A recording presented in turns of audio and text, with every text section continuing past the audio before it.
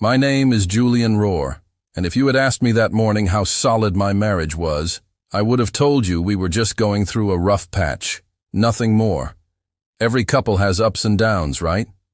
But by the end of that day, my 38th birthday, no less, I would come to understand just how deep the cracks ran and how far someone could go just to laugh at your expense. It started with a blindfold, silky, expensive-feeling fabric. Clara slid it over my eyes while whispering, "Don't peek, birthday boy." Her voice was cheerful, too cheerful. I remember how her breath smelled faintly of mimosa. Rhea and Tori were already laughing, and Janelle, who never liked me much, was the one holding my arm, guiding me awkwardly out of the house.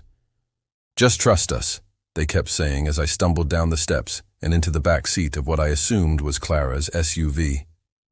I let myself believe, even then, that it was some kind of surprise dinner, maybe a scavenger hunt. Clara knew I hated surprises, but I chalked it up to her trying something new, an effort, a gesture.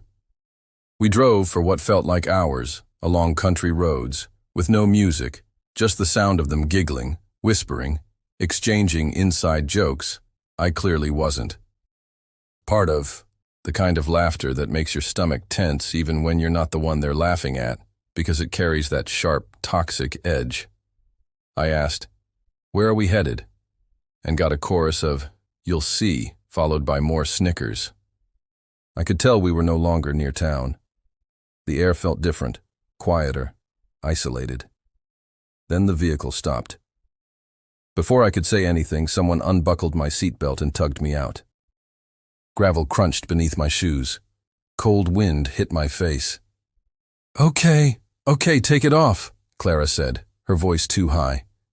I reached up, pulled the blindfold off, and blinked into the daylight. An abandoned gas station stood in front of me. Weeds had swallowed the lot. The signs were faded, one swinging on rusty chains. No cars, no people, just silence, and the faint sound of tires peeling away behind me. I turned. They were gone. The SUV was already back on the road, distant laughter trailing behind like an afterthought. I stood frozen, the blindfold still dangling from my hand. For a minute, I thought it was a joke with a punchline coming. Maybe a camera crew was about to pop out, or Clara would turn around. But no, nothing came. Just silence. My mouth felt dry. My heart beat hard in my chest.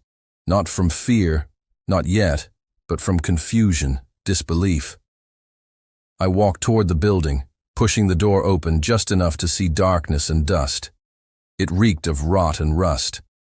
I checked my pockets. No wallet, no phone. They had taken everything. That's when it hit me. This wasn't just a dumb joke. This wasn't harmless. This was planned, executed. A humiliation ritual wrapped in birthday wrapping paper. The kind of thing you can't undo. The kind of betrayal that slices deep and quiet, like frostbite. I sat on a concrete block behind the station, staring at the empty road. The wind picked up. A truck passed in the distance, didn't stop. Part of me wanted to scream. Another part, maybe the stronger part, just sat still and watched the horizon. An hour passed, then another. I heard a buzz. One of them must have slipped up. My smartwatch, my old one, not even the one Clara liked, was still on my wrist. Basic functionality. GPS messages disabled, but I could ping my emergency contacts. I pinged no one. Instead, I opened the emergency Uber app I'd secretly installed months ago.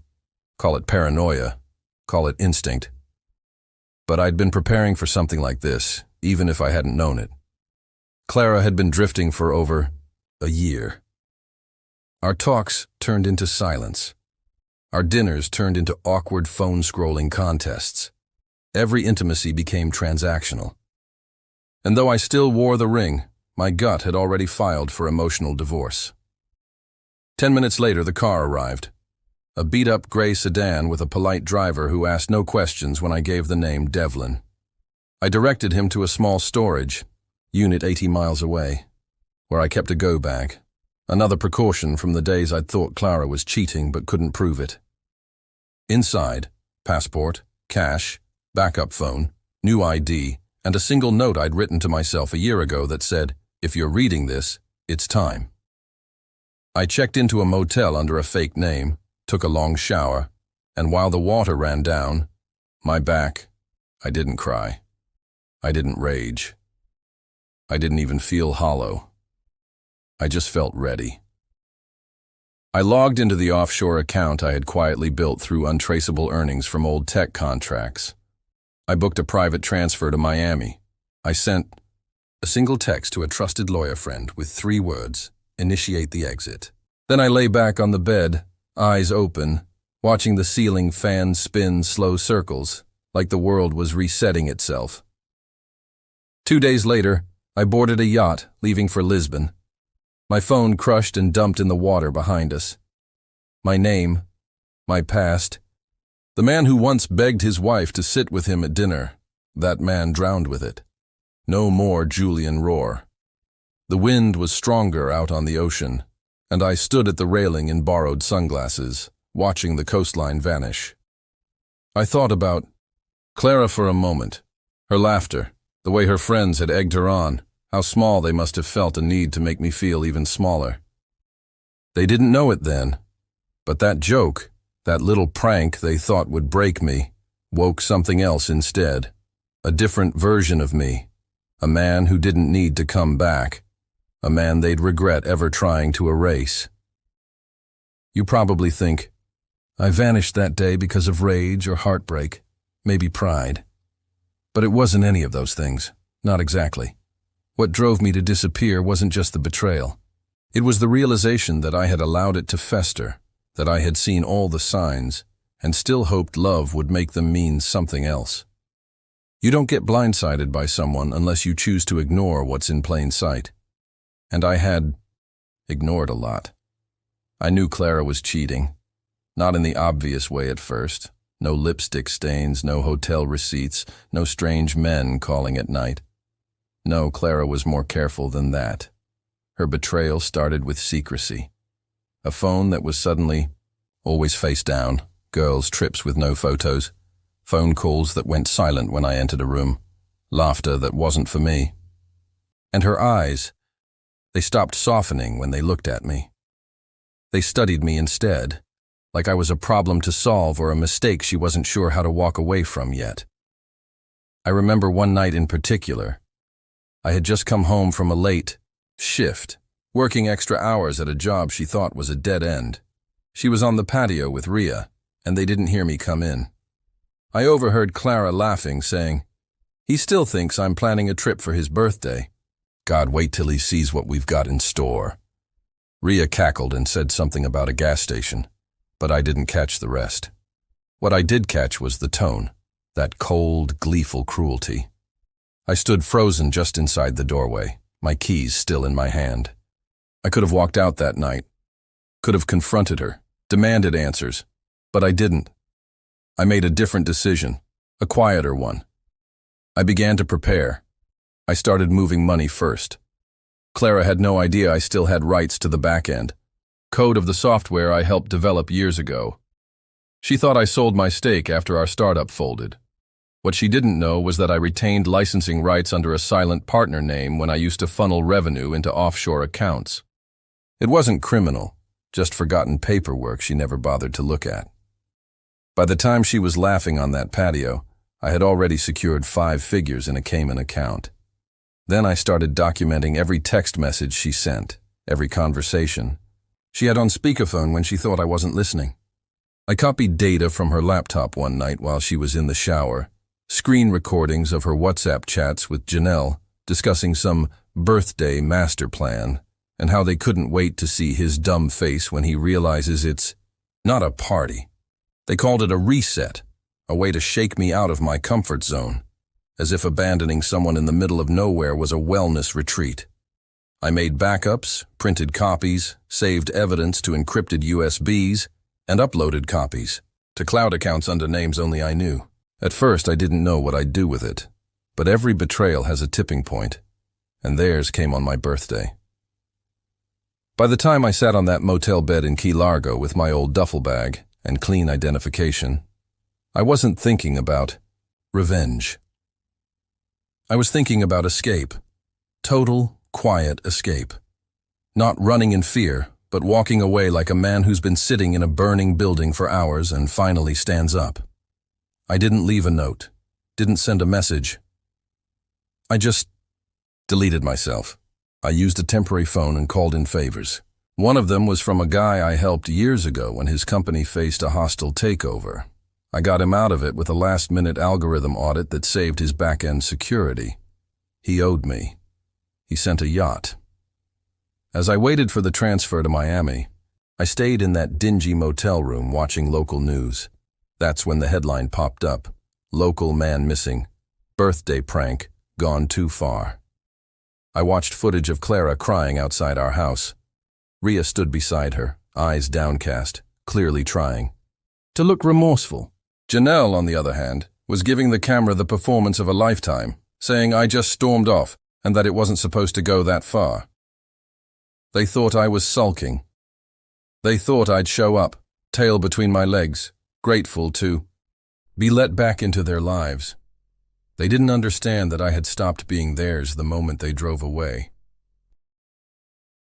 My lawyer, Marcus Heller, a meticulous man with zero patience for drama, called to confirm the transfers had gone through. I now had full control over all remaining shares of the software firm under my alias. The bank accounts had been rerouted. My name was legally changed through a system he had used for international clients seeking anonymity. Everything was falling into place faster than I thought possible. It was almost too clean. The last call I made from that burner phone was to cancel every card I had once shared with Clara. She would wake up the next morning to realize the Amazon Prime subscription, the gym membership, the Whole Foods automatic payments, all of it would bounce. Not because I wanted to hurt her, but because I wanted to disappear without strings, even the financial ones. I shaved, cut my hair, bought a suit that didn't look like anything I had ever worn. When I looked in the mirror, I didn't see Julian anymore.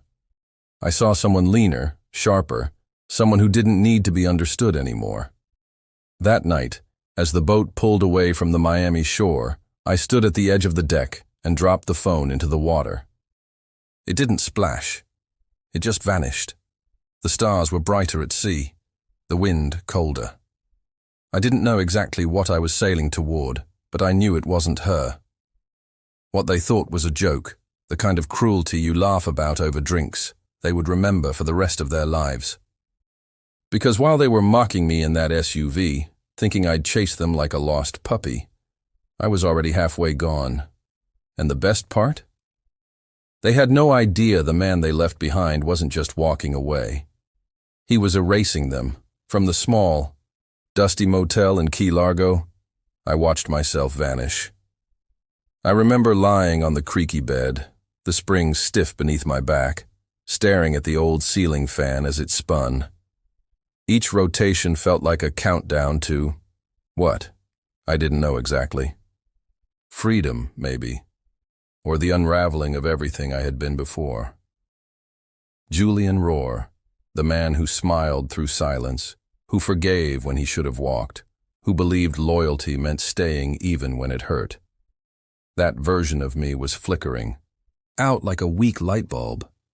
I had the news playing on mute, subtitles crawling across the bottom of the screen. It was surreal watching my own disappearance be discussed like a side segment on a slow day. Local man missing. After birthday, surprise goes wrong, the banner read. A grainy photo of me popped up, one I hated.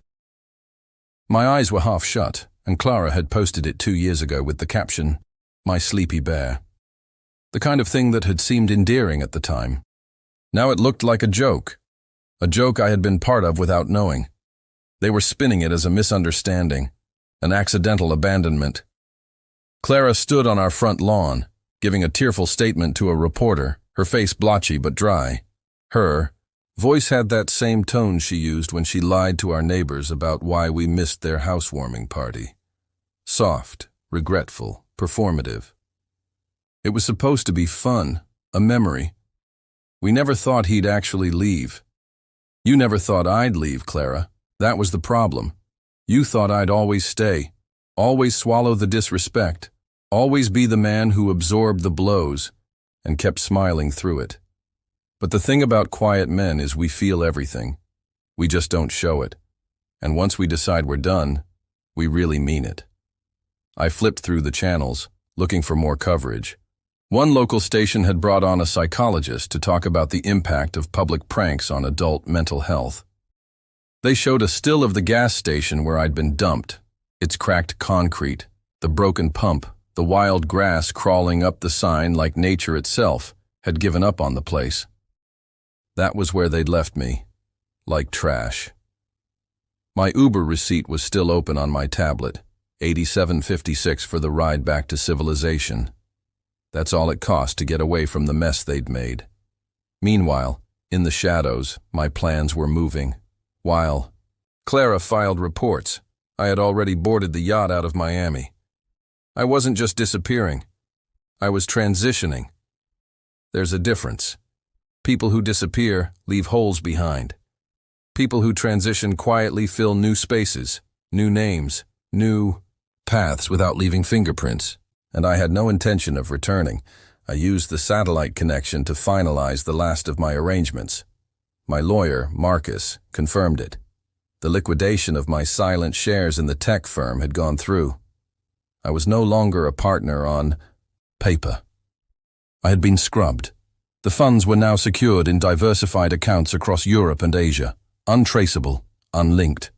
Clara had no idea I even still had a stake in that company. She always saw me as the failed coder who never quite recovered from the startup crash. That was the role I let her believe. Meanwhile, I had made more money in licensing royalties in 5 years than she would make in a lifetime of yoga retreats and personal brand coaching. I wasn't rich. I was liquid, quiet, free. The yacht made its first stop in the Azores. I didn't leave the vessel. I watched the islands from the deck, feeling the salt sting my skin and the sun press against my shoulders. I had never traveled like this before. No itineraries, no expectations, just motion, a direction. The crew didn't ask questions. They were discreet, professional. I told them my name was Daniel Cross. I had the documents to prove it. A new passport, a new identity built over months of digital planning. It wasn't just about running. It was about becoming. She had taken enough of my years. I wouldn't let her take my name too. From the Azores, we headed toward Lisbon. I booked a long-term stay at a serviced apartment under a business visa. I wasn't hiding in the shadows. I was stepping into the light on my own terms. Lisbon didn't care who I was. The city welcomed me with stone streets, warm pastries, and conversations in a language I didn't speak. For the first few days, I did nothing. I walked. I watched. I listened. I sat in cafes with a notebook and wrote things I'd forgotten. How to say, like, I want to be alone but not lonely, or it wasn't the leaving that hurt. It was how easy it was for them to watch me walk away. After a week, I opened my laptop. My fingers hovered over the keys like they had before, when I was still designing back-end systems for smart homes and adaptive networks. I started freelancing, under aliases, providing cybersecurity consultations for boutique firms and investment startups. Portugal has no shortage of expats needing quiet help with quiet problems. It felt good, like breathing again after holding it in too long. By the end of the second month, I had enough clients to rent a studio workspace near the harbor. Nothing flashy, just mine. I furnished it with the bare minimum: a desk, a server, rack, a couch, and a kettle. I kept the windows open most days, letting the breeze cut through the silence.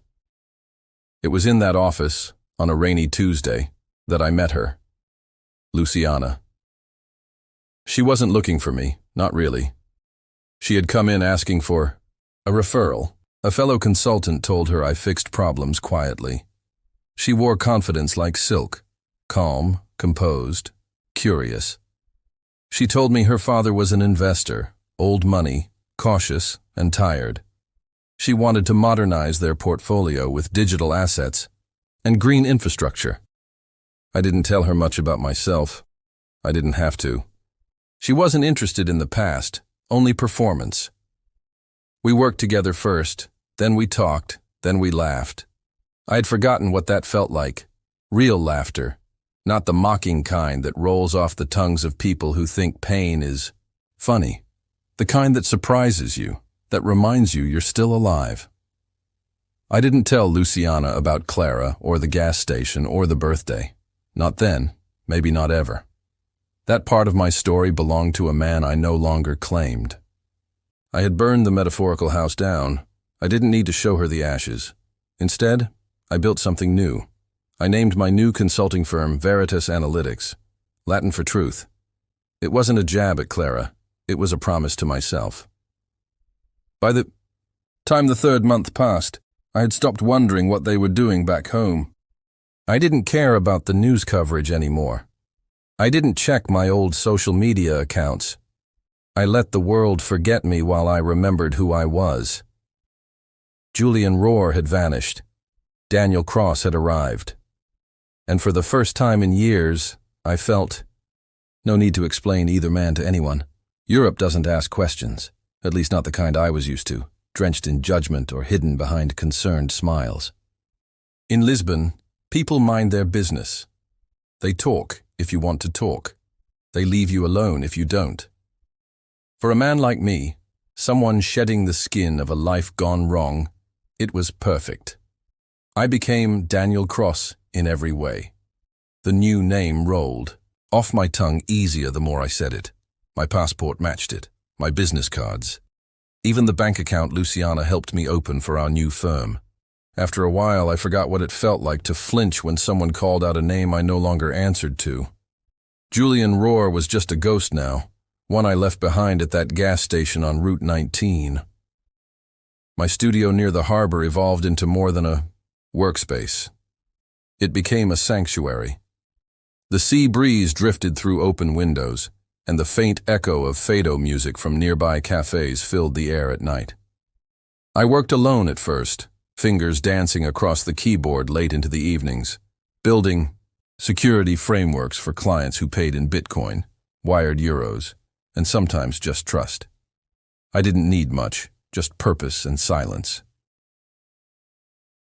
Luciana changed everything. She had a presence you couldn't ignore, even if you tried, smart without ever showing off, direct but never rude. She dressed in shades of navy and gray, and when she spoke, people listened, not because she was loud, but because her voice carried certainty. She wasn't just the daughter of an investor. She was the investor now.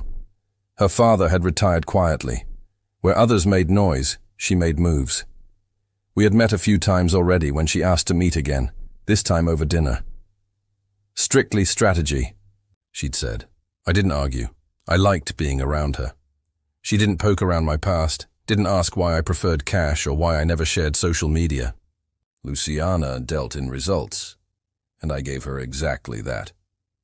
At dinner, over grilled octopus and vinho verde, she proposed a partnership. I want to build something nimble, Daniel. A firm that finds broken things and turns them into value. Not just numbers, real value. Land, power, transit, tech. You have the brain. I have the money and the network. Let's build it. She said it so casually, as if we were discussing weekend plans. I nodded. What do you want to call it? She sipped her wine and said, Equitas, Latin. It means balance, fairness. I almost laughed. Balance, fairness. Things I'd been denied for years. But the irony felt good, like reclaiming something. We registered Equitas Holdings within a week. Portugal welcomed entrepreneurs with open arms, especially ones with capital and clean records. And I had both. On paper, Daniel Cross was an American digital strategist with 10 years of freelance work, clean taxes, and 0 red flags. No mention of the man who once filed joint taxes with a woman who called him too quiet to be interesting. We started small. A bankrupt warehouse in Seville, a cargo ship stuck in litigation off the coast of Marseille, an aging solar panel company that couldn't figure out its digital footprint. I handled the technical due diligence. Luciana negotiated like a lioness in heels. We didn't just survive, we multiplied. By the end of year 1, we had 5 properties under renovation, 2 shipping routes rerouted profitably, and a green energy app in beta. We never made press, intentionally. That was Luciana's rule. Stay small in public, big in numbers. It suited me. I'd had enough of being seen by people who only looked at me to measure how far I fell short. Now we were building something no one could laugh at, not even from a distance. At some point in the second year, we moved into a small but stunning building in Porto. The 3rd floor became our new headquarters. Exposed brick, black steel beams, warm wood floors. It didn't scream money. It whispered efficiency. That's how Luciana and I worked. No flashy logos, just outcomes. Equitas didn't even have a website. Clients came through whispers and recommendations. By then, we were more than business partners, but we didn't label it. There was no proposal, no candlelit confessions, just 2 people who trusted each other enough to let silence sit between them without it feeling heavy. She never asked about my scars. I never asked about hers. That was our rhythm. One night on a rooftop in Florence, after closing a deal with a dying textile conglomerate, she leaned into me and said, "I don't care what you did before we met, but whatever it was, I'm glad you survived it." That sentence stayed with me for weeks. She was glad I survived. Not fixed, not explained, just survived. Meanwhile, back in the States, Julian Ror remained missing. Once in a while, I'd check the private inbox I used to monitor old accounts, mostly junk mail, spam, but occasionally, something would ping. A message from an old friend, or worse, from Clara. Her name would light up like a tiny landmine on the screen.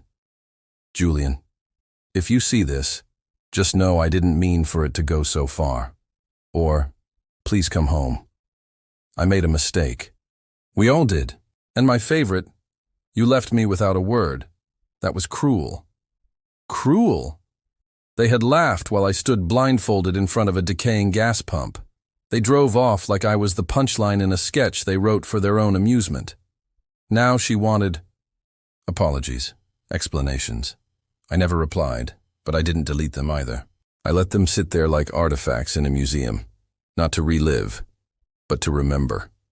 The emails reminded me what I had walked away from and why I never should go back. 3 years into this new life, things shifted again. A journalist doing a profile on sustainable investment firms in Southern Europe snapped a candid photo of Luciana and me on the deck of our yacht.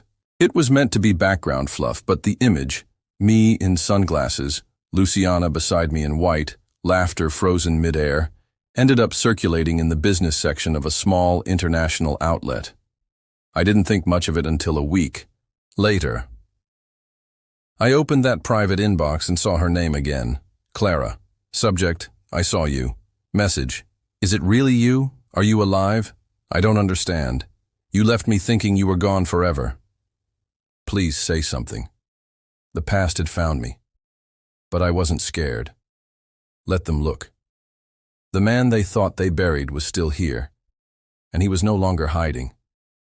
It didn't happen overnight, but once it started, it moved like a tide I couldn't stop. One deal led to another, and before long, Luciana and I weren't just making investments. We were rewriting failing legacies and breathing life into industries long thought dead. Equitas Holdings wasn't loud. It wasn't flashy. That was never our way, but it was real. And it was growing. Luciana had a way of spotting overlooked value, companies on the edge, overlooked properties with hidden zoning potential, old names with buried patents. I was the one who could get into their systems and see the real numbers, the risks behind the glossy pitch decks.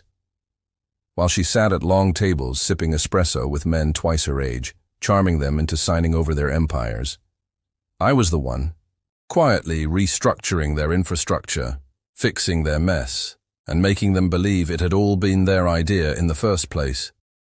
We moved across Europe like smoke, quiet and fast, Italy, Austria, Croatia. Our names were barely on anything. Everything was under holding companies, trusts, and silent partnerships. We worked through proxies, registered assets across continents, played every angle with surgical precision. Luciana once told me, "If they can find your name, you did it wrong." I agreed.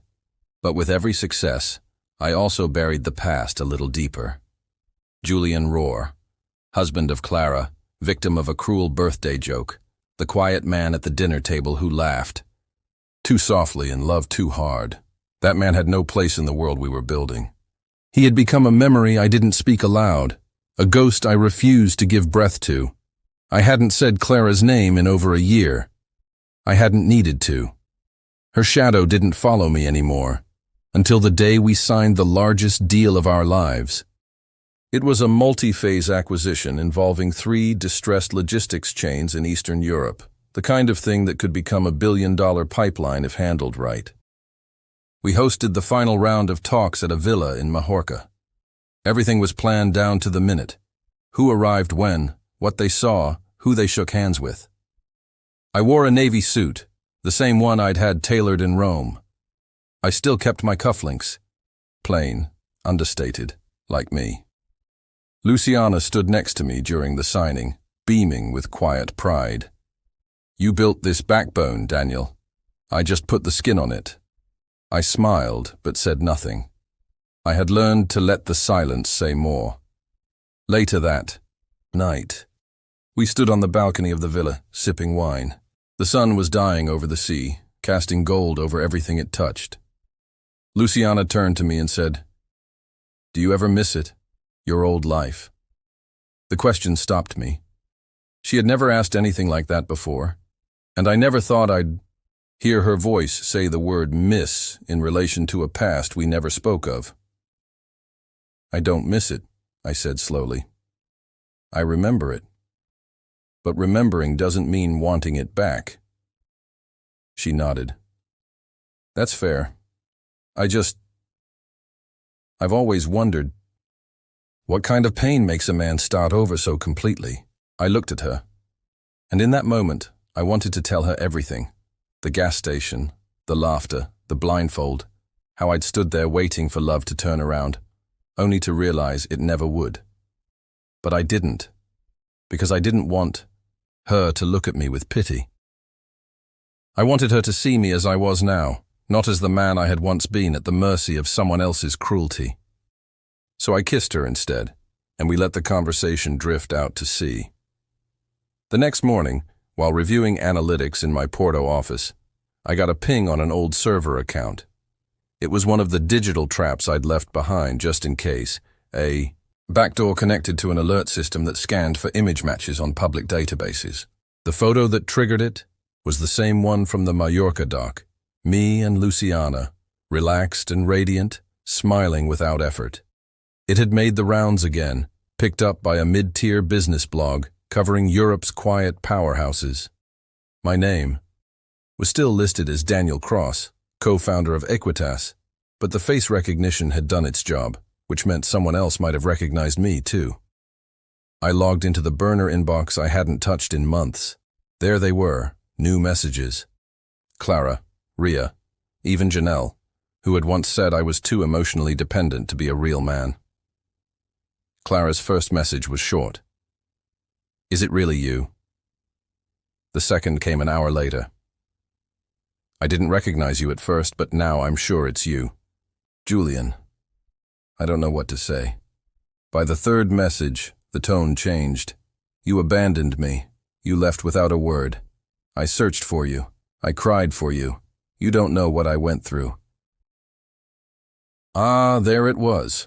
The shift from regret to blame. I didn't reply, but I read every word. Ria's message was more clipped. "Clara is spiraling. She keeps replaying everything that happened. She says she just wanted to shake things up. She didn't. Mean for it to go so far. Didn't mean for it to go so far." That line echoed in my head for hours. They had planned it, scripted it, laughed about it. And now that I had risen from the rubble of their joke into something they couldn't comprehend, they wanted absolution. They weren't going to get it. I closed the inbox and went for a walk. The air was warm, the streets crowded with late lunchers and artists sketching on the corners. I passed a bookstore and caught my reflection in the glass. I looked like someone else. Not just physically, though I had changed. Sharper jawline, stronger frame, confident posture. But there was something deeper, a quiet power in the eyes, a man who no longer needed to be liked. I walked past without a second glance. That night, Luciana and I celebrated. Another deal closed, another month of progress. I didn't tell her about the emails, not because I was hiding them, but because they didn't matter. They were echoes, ghosts, remnants of a fire that no longer burned, but even ghosts have a way of showing up when you least expect them. 2 weeks later, our firm received a legal inquiry from a U.S. startup seeking seed capital. The company name, Reynolds Plus Company, Renovation Services. The CEO, Clara Reynolds. She had used my last name to brand her new venture. It was like calling the fire department to the ashes of a house you burned down yourself. Luciana forwarded me the request, confused. This one stood out to me. The name. Does it mean anything to you? I stared at the screen for a long time. It meant everything. It meant the past had officially come knocking. And this time, I would be the one deciding whether to answer. Luciana's. Email sat open on my laptop, the subject line as innocent as it was ironic. Potential lead, Clara Reynolds. The moment I saw it, time folded in on itself. Her name in bold letters struck something. A slow ache, not the kind that wounds, but the kind that reminds you you're still healing. I stared at the screen longer than I should have, as if looking would somehow erase it. It didn't. Clara Reynolds. She was still using my last name, not in memory, not in honor, but as a brand. That was the part that made me lean back in my chair and exhale slow and quiet. I had walked away without bitterness, or so I thought. But something about this, the way she had taken my name and pasted it across a company pitch deck, like we were still somehow connected, sparked a burn I hadn't felt in years. Luciana's message was short.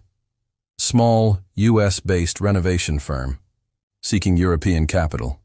CEO looks young, eager, a little desperate. Figured we could have a look, but it's up to you. The name felt familiar. Familiar. That was one word for it. I clicked through the attachment. The pitch was predictable. Flowery language, vague metrics, emotional appeals about rebuilding lives through spaces. Clara had always been good with words, especially when there was an audience. A few photos of modest remodeling jobs, a basic spreadsheet, then a video link. I shouldn't have clicked it, but I did. There she was, 3 years older, her hair longer, darker, her voice softer but still sharp underneath. At Reynolds Plus Company, we believe restoration starts with people. We don't just fix homes. We fix what homes represent: hope, resilience, dignity. Hope, resilience, dignity. My jaw clenched as I hit pause. I didn't need to hear anymore. The board meeting for incoming pitches was scheduled for Thursday. Normally, I didn't attend. The first round, Luciana handled those. She had a way of gently crushing dreams without leaving a bruise. But this time, I told her I'd like to sit in. She raised an eyebrow. "You're sure?" I nodded. I want to get a feel for their leadership, just in case. She didn't press further. That was something I appreciated deeply about Luciana. She never interrogated what I didn't offer. When Thursday came, I dressed clean but understated. Dark grey shirt, no tie, cuffs rolled once, my beard trimmed sharp. I looked in the mirror and saw not Julian the husband, not the discarded man at the gas station, but Daniel Cross, co-founder of Equitas Holdings, a man in control. The pitch session began like any other. 3 small startups went first, some promising, some laughable. Then came Reynolds Plus Company. Clara entered the room with 2 associates I didn't recognize. She didn't see me at first. Her eyes were on Luciana. She smiled warmly, a little too rehearsed, and began her introduction. Good afternoon. My name is Clara Reynolds, and I'm the founder and lead coordinator at Reynolds Plus Company. Thank you for having us today. Then she looked left and saw me. Everything in her face faltered. Just a blink, a stutter in the rhythm. Her mouth parted like she was about to speak and forgot what words were. I didn't move. I didn't smile. Luciana noticed. Is everything all right, Miss Reynolds? Clara snapped back into character. Yes, sorry, I just wasn't expecting. She trailed off, staring at me. The color drained from her face. Julian. It's Daniel now. My voice was calm. Luciana's brow twitched, but she remained silent, professional, watching. Clara's hands trembled slightly as she adjusted. Her papers. We thought you were dead. I was never dead, I said. You just stopped looking when it got uncomfortable. A silence fell over the room like fog. One of her associates looked visibly confused, glancing between us. Clara's eyes glossed with something between shock and shame. I didn't know, she whispered. I mean, we looked for you. There was a report, a search. I saw, I replied. Right after I watched the interview where you cried on the lawn and said you never meant for it to go that far. Luciana turned to me slightly, her curiosity now fully piqued, but she still said nothing. Clara stepped forward, her voice gaining urgency. Julian, Daniel, I didn't know how else to find you. I've been trying for years. When I saw the photo, I wasn't sure, but then I hoped. I hoped maybe you were alive. Maybe what? I asked. You thought the man you humiliated might still be crawling around somewhere, just waiting to hear you're sorry. I am sorry, she said, tears finally slipping down her face. That night, it was stupid. We were stupid. We thought it was funny. We thought you'd laugh about it. I didn't know what else to do. I was lost. We were falling apart. And when you disappeared, I realized I didn't know how to fix anything. Her voice broke. I never stopped loving you. That line didn't sting. It didn't even land. I looked at the pitch folder in front of me. Reynolds Plus Company, budget projections, a mediocre growth forecast, a website with typos. I looked at your proposal, I said, shifting the conversation. It's not ready for funding. You've got a shaky operational plan, no long-term strategy, and your margins are laughable. She blinked. What? Luciana leaned forward, her voice finally joining mine. We agree. Your pitch lacks scalability, and frankly, the emotional language you used isn't enough to secure international capital. We wish you well in your journey, but we won't be moving forward. Clara was frozen. Wait, you're not even going to consider... I closed the folder gently. This meeting is over, Clara. She stood there for a long second like a statue, then picked up her papers with shaking hands and left the room. Luciana watched her leave, then turned to me. You knew her. Yes, I said. A long time ago, in another life. She paused. You okay? I nodded. Better than I've ever been. We ended the session early. The drive back to our villa was quiet. Luciana didn't press. She simply held my hand as the car rolled along the coast, the sun setting in gold. I had thought facing Clara would bring something crashing down. Anger, pain, maybe even regret. But all I felt was clarity. I didn't want her to suffer. I didn't need revenge. The silence I gave her, the rejection I handed back like a signed envelope, those were the only answers I had left. Some people think revenge is rage. But real revenge is peace, the kind you reach when you've already won, and when they finally realize it, It's already too late. They always come running when the silence gets too loud. 3 days after Clara walked out of that boardroom, I logged into the burner inbox again, out of instinct, not intention. I had no plan to reply, only to observe. And there they were. 37. New messages. By the end of the week, that number had crossed 100. By the end of the month, 137 unread messages, most from Clara, some from the others, Ria, Janelle, even Tori, all trying to reach the man they once left behind. The messages blurred together. They started with the usual apologies, pleas, self-pity, masked as reflection. Julian, I was young and stupid. Please just tell me you're okay. I still think about that night every time I pass a gas station. I was pregnant when you disappeared. I lost it 2 months later. I thought it was punishment. That one hit differently, not because I believed it, but because she thought guilt would be enough to undo what she'd done. The subject lines became more frantic. Talk to me. You're the only person who ever really knew me. He's not you. I tried to replace you. I failed. You abandoned me like I was nothing. That one was rich. She'd left me like I was nothing. Left me in the middle of nowhere with a blindfold and a joke. Now that her life had thinned into regret and mediocrity, she wanted meaning again, someone to remember her when no one else did. I saw screenshots of her social media too. A friend sent them without comment. Clara's Instagram had turned from glamorous yoga retreats and brunches to motivational quotes and real estate listings. Her captions were stiff, like someone trying to perform growth in front of an audience that had already moved on. Healing isn't linear, one post read, next to a photo of her sitting on a worn-out couch, sipping wine and staring into the distance. She looked older, not physically, but faded. I didn't comment. I didn't even watch for long. What caught my attention more was what was missing. Her friends. Ria hadn't appeared in a photo with her in over a year. Janelle had unfollowed. Her entirely.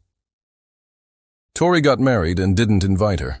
Their little coven of chaos had collapsed. It always does.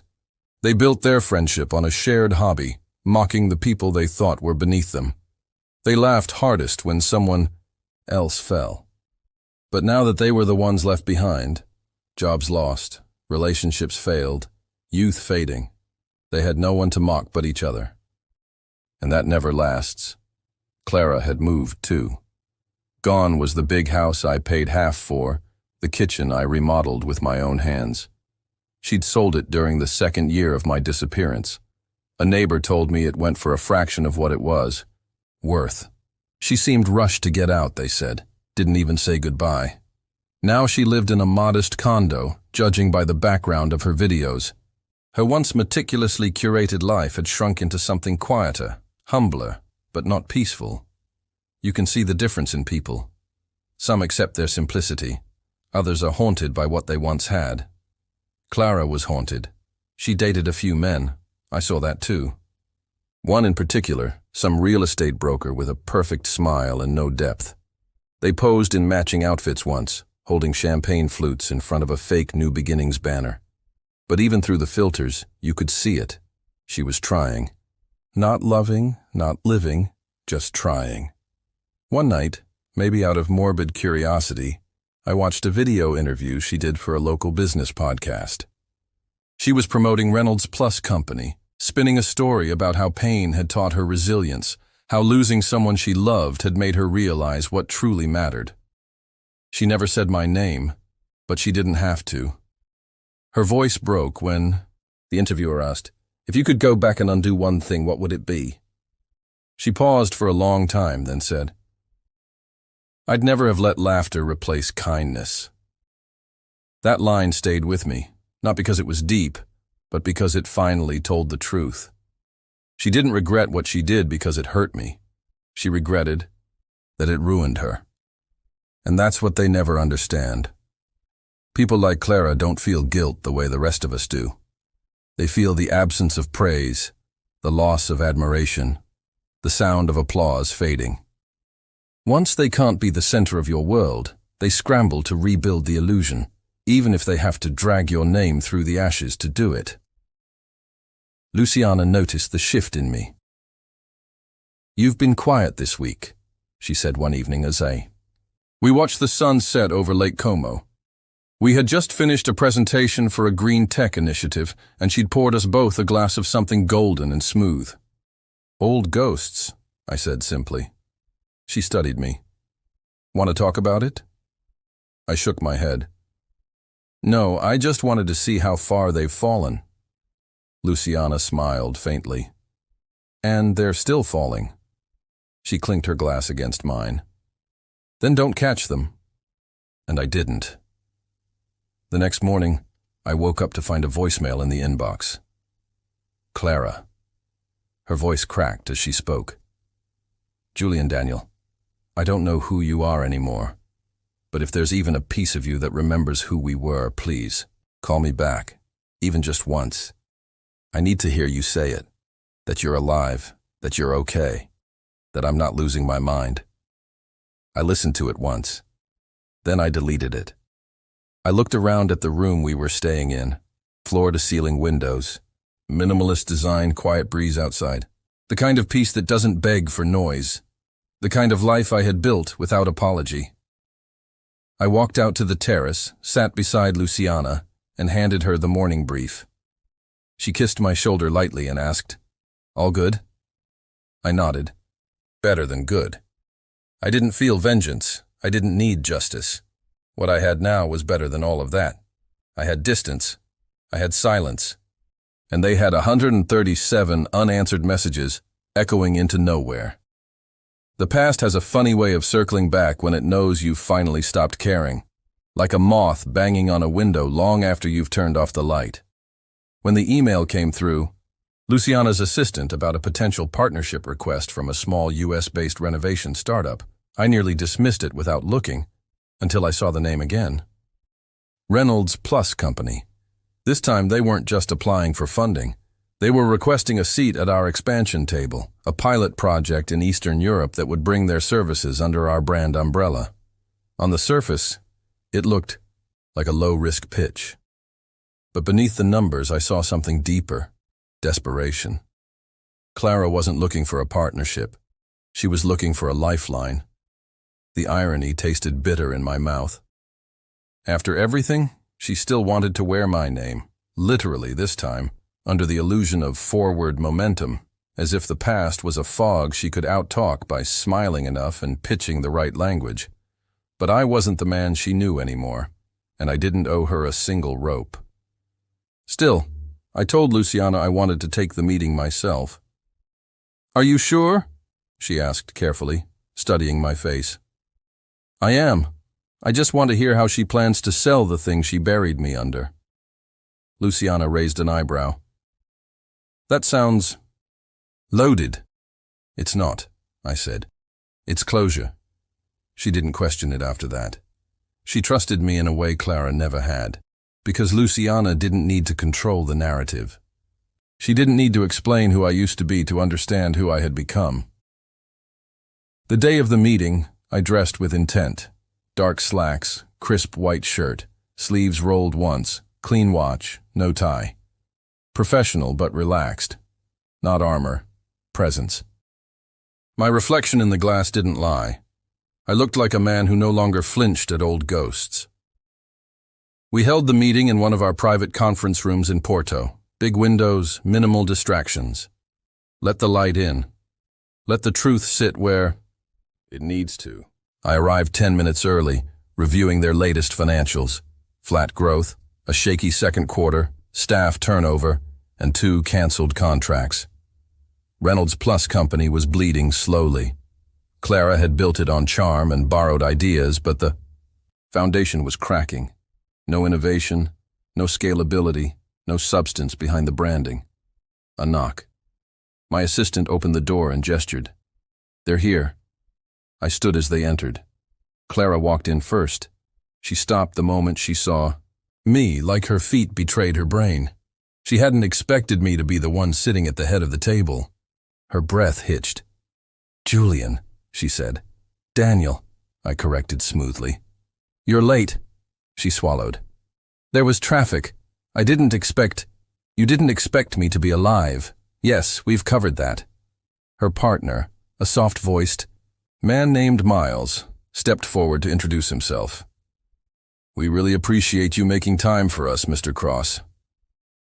I nodded politely, never taking my eyes off Clara. "Let's get started." They launched into their pitch.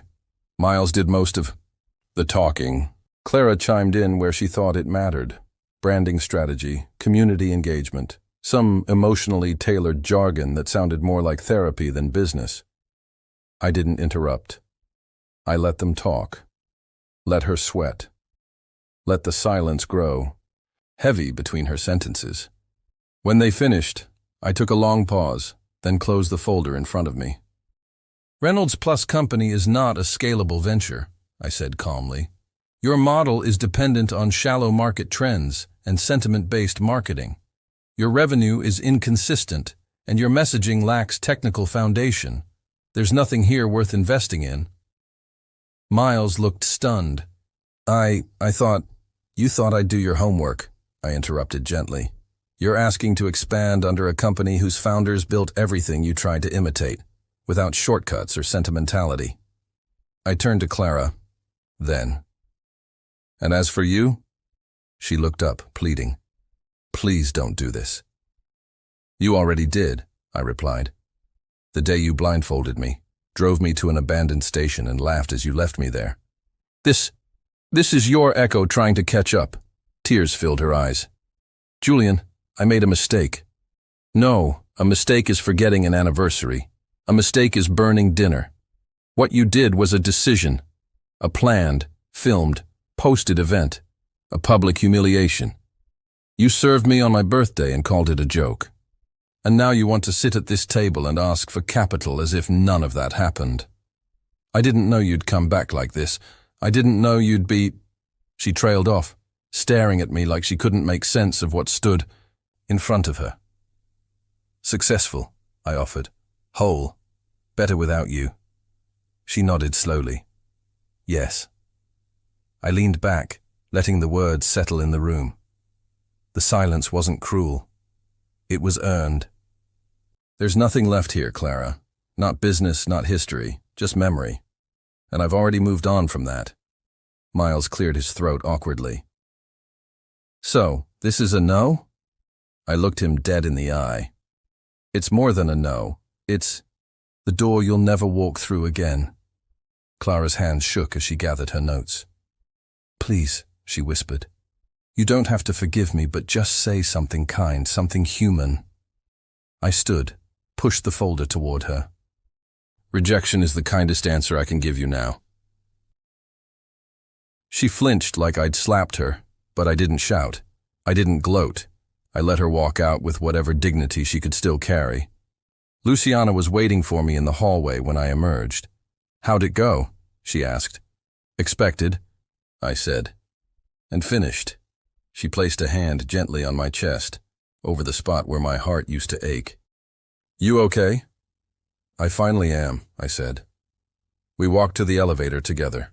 As the doors closed behind us, I glanced down at my reflection in the brushed steel. I didn't see pain anymore, or longing, or regret.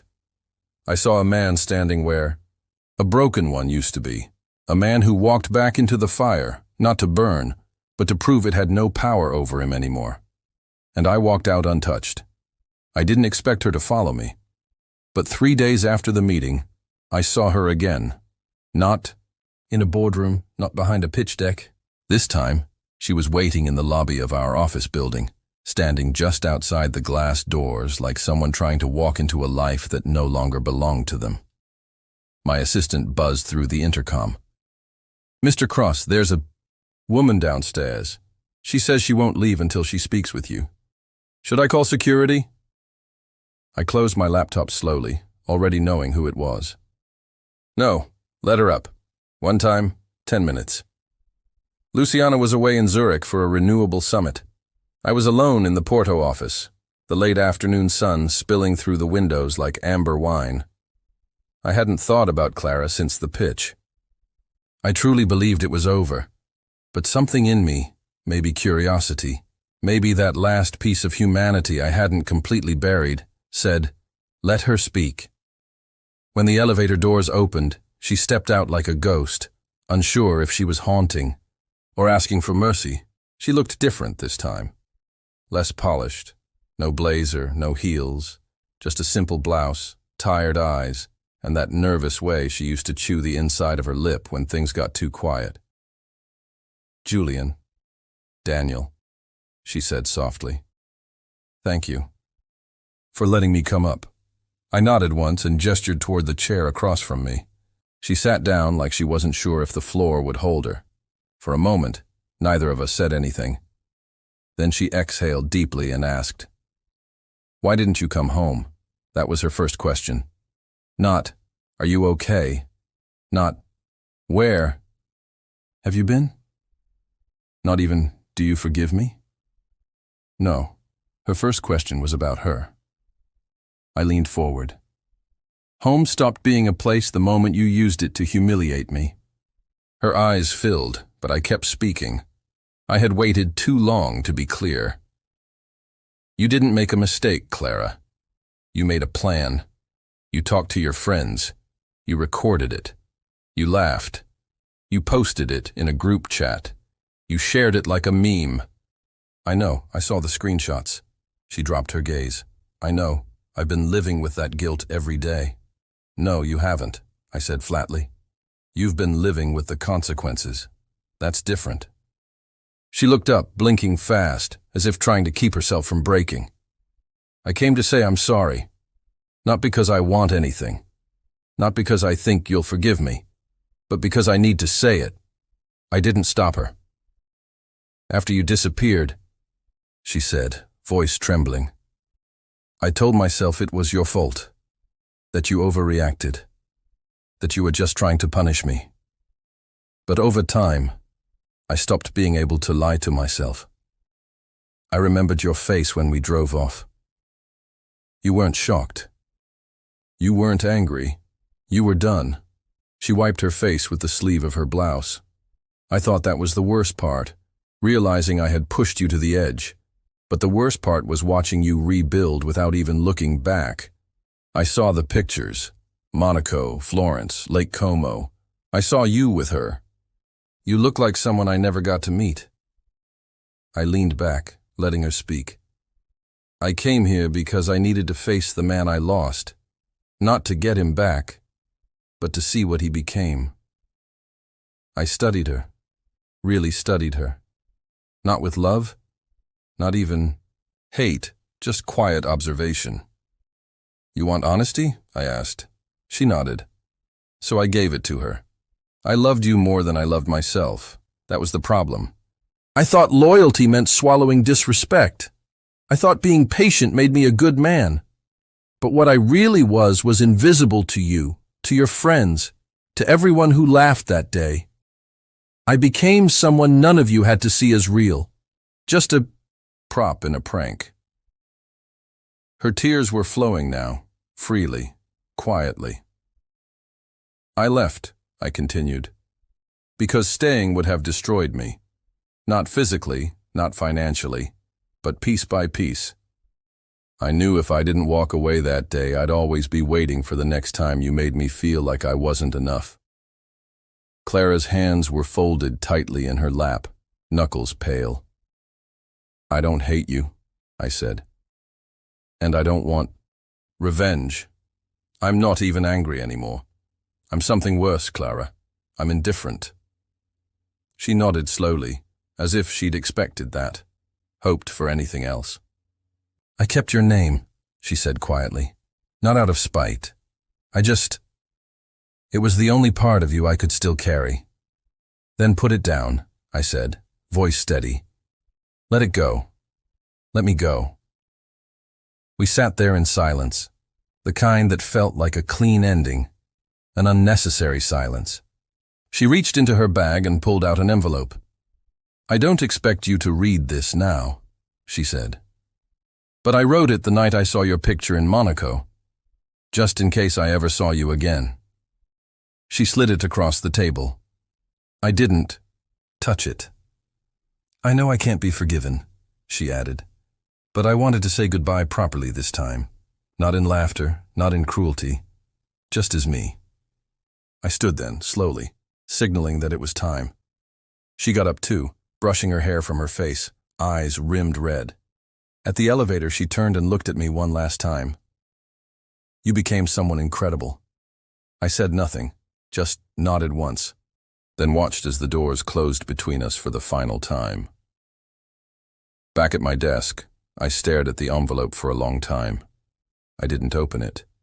Instead, I took it to the window, looked out over the city that had given me everything I thought I'd lost, and tossed it into the fireplace behind me.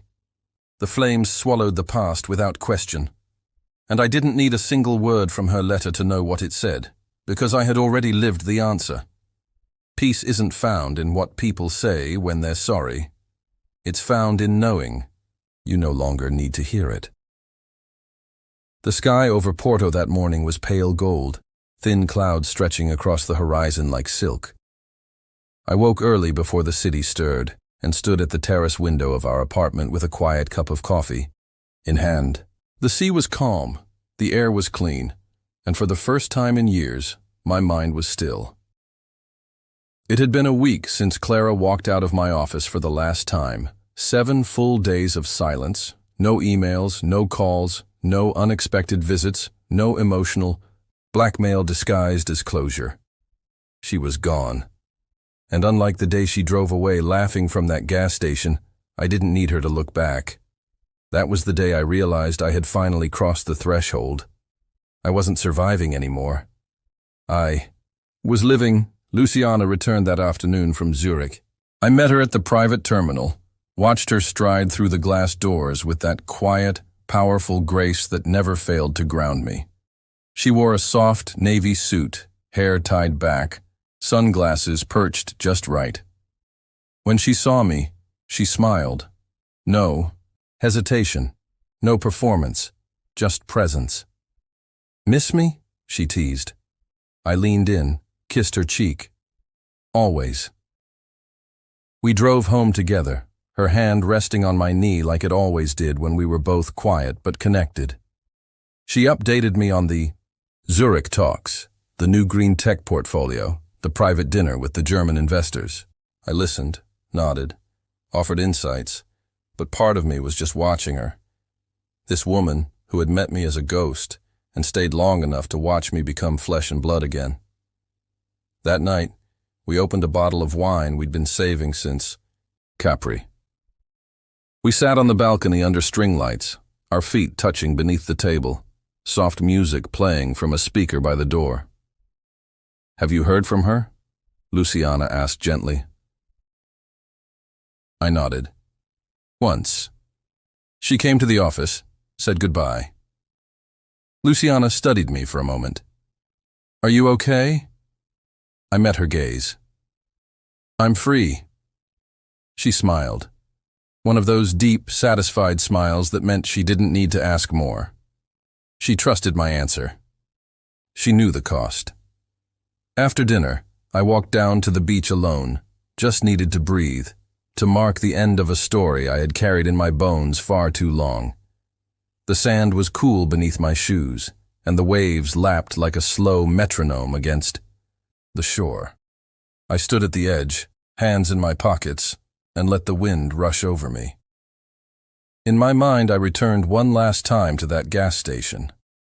I could still feel the concrete under my feet, the weight of the blindfold, the echo of their laughter as the SUV sped away. But I saw something different now. I saw a man not abandoned, but released. Because the truth was, that cruel moment didn't break me. It stripped me of illusion, of obligation, of the need to stay in rooms where I was only ever seen as background. They had left me there thinking I would fall apart. But I didn't. I started.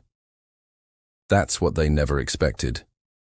That the man who waited quietly at tables, who stayed polite when mocked, who paid bills with a bowed head and loved through silence. That man was only dormant. Underneath was someone else, not colder, not crueler, just awake. Luciana found me later that night, still standing by the water. She wrapped her arms around my waist from behind, rested her head on my back. "You ready to go home?" she asked. I turned, held her face in my hands. "This is home." Her eyes softened.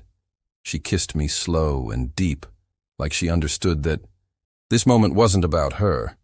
It was about the final piece settling into place. Later, we sat on the sand, watching stars emerge above us. I told her everything, not because I needed to, but because I wanted to.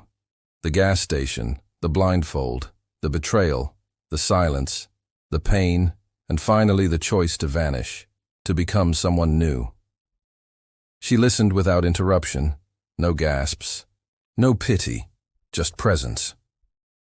When I finished, she took my hand and said, "She thought she erased you, but all she did was uncover you." That line stayed with me because it was true. Clara, Rhea, Janelle, and Tori, they hadn't destroyed me. They had exposed me. And when you strip a man of everything he thought made him whole, what's left?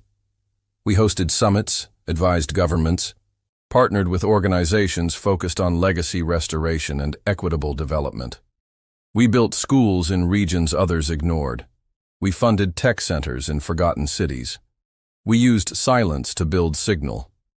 Every so often, someone would ask me about my past, where I came from, how I got here, and I always gave the same answer. I was left behind. Then I left myself behind, and somewhere in between, I found who I was meant to be. Julian Ror became a cautionary tale they whispered about in Facebook circles and old high school groups. He just disappeared. No one ever heard from him again. His wife went a little crazy after he left. That prank went too far. But Daniel Cross, he became a name in rooms that mattered. He became a whisper of power that didn't have to shout. He became the man they couldn't break and the one they would never touch again. And in the end, I never had to return to make my point. My life was the proof. My silence was the justice. And my peace, that was the real revenge. Thanks for sticking with the story until the end. If you enjoyed it, give this a like and share if you haven't already, and subscribe for more.